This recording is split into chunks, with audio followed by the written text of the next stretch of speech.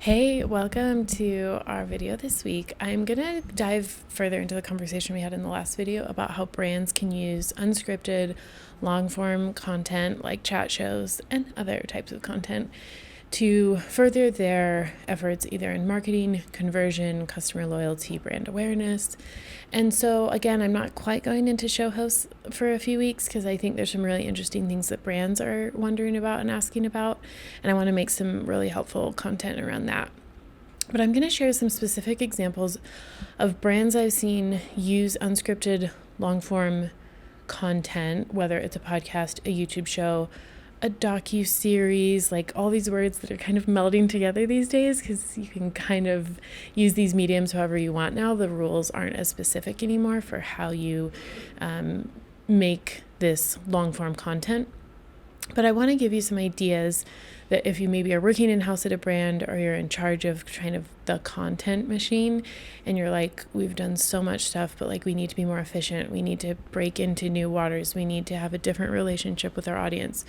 Hopefully this will give you some ideas. And when I say unscripted long-form content, it doesn't mean there's no scripting or there's no production. It means we're not talking about highly produced narrative style content that's more traditional. Like we're not talking about making short films and beautiful, narrative or journalistic style stuff.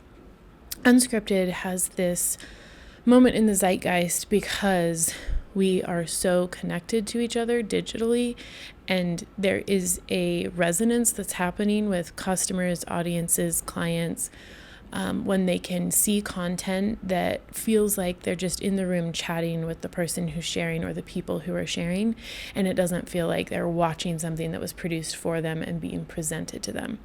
So that's kind of the nuance I want you to take with this video is when I say unscripted long-form chat show style content, it's produced, there's guidelines, there's a format, but it's not like a storyteller came in and created the entire arc. It's more like, let's create a container and put the right people in it and see what wisdom they have to share or what entertainment or what infotainment.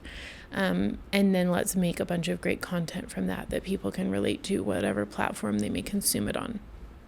Okay, so option number one or opportunity number one is one of my favorite examples ever. Trader Joe's podcast, I think, is like a shining beacon where you allow your customer base, your fan base, your audience to come behind the scenes of how your brand actually makes the sausage, for lack of a better term.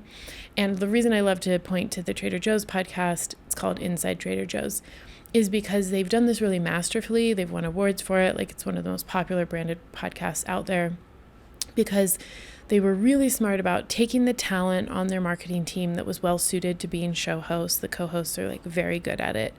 They partnered with the right production company to come up with topics and seasons and episodes that gave like a truly very authentic feeling peek behind the scenes of how Trader Joe's does what they do. They're interviewing managers in their stores and employees and even sometimes customers. They're, traveling around and getting field recordings. They're doing in headquarters, they're going into the test kitchen, and they're also just chatting with the actual executives. There's this really fun element to that show that I think does a behind the scenes look into a brand really, really well. It's obviously a beloved brand with a very large audience, so the preparation was there. But I think that concept of how to show people the behind the scenes of how you make what you make and the care and effort and thought you put into your product or your service or your brand is really transformative for customers, because obviously the target market for the Trader Joe's podcast is Trader Joe's customers. There is already a big enough customer base, but what it's doing effectively is converting existing customers into super fans who evangelize and market for the brand. And yes, I'm sure there are people who listen who become Trader Joe's customers, but definitely the target market is the already fan. And they were so smart about that. So if your brand maybe is in that position where you have really a true fan base that loves you so much and wants more, empower them to evangelize how great you are by giving them more of a behind the scenes look. Second opportunity or second potential here for brands to use this kind of media is to be the trusted commentator or curator of news, events, commentary on the industry you inhabit.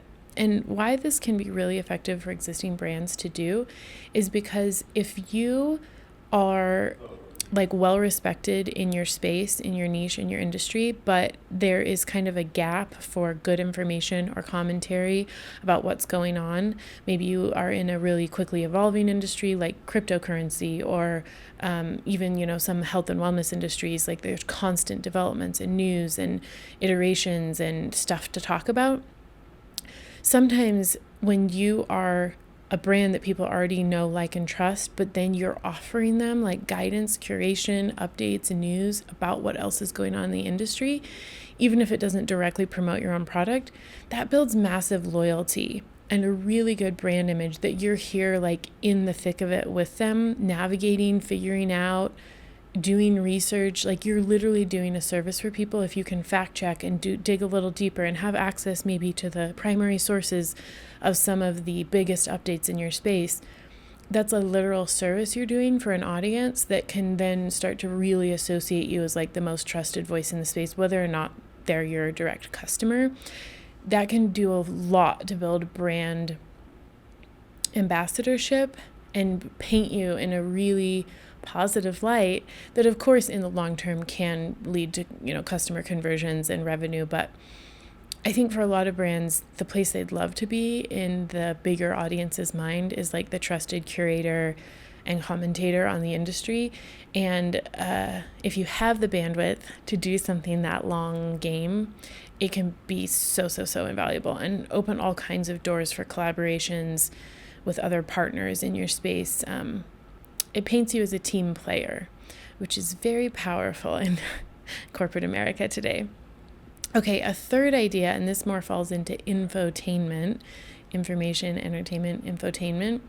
If you have maybe a voice or personality or a culture in your brand that maybe leans a little more towards the pop culture, entertainment, fun, humor, that can be so powerful when translated into unscripted long-form content, because whether or not you're creating entertaining content that also informs your customer about like how to make good purchase choices or how to navigate the space that you occupy, maybe you're in the space of leadership and career advancement, and you're helping bring content that literally helps people learn how to do better at their jobs or like get that next promotion or become a better leader, but you're doing it in an entertaining way.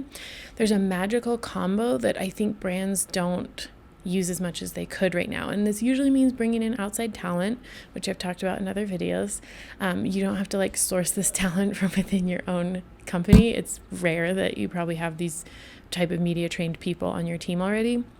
But when you can do the right partnerships with some great hosts, maybe you have guest hosts, maybe you have co-hosts or a regular host, and you can find the right blend of entertainment and information, it's really magical, because that takes resources. And so most podcasts won't be able to access that level of production or talent.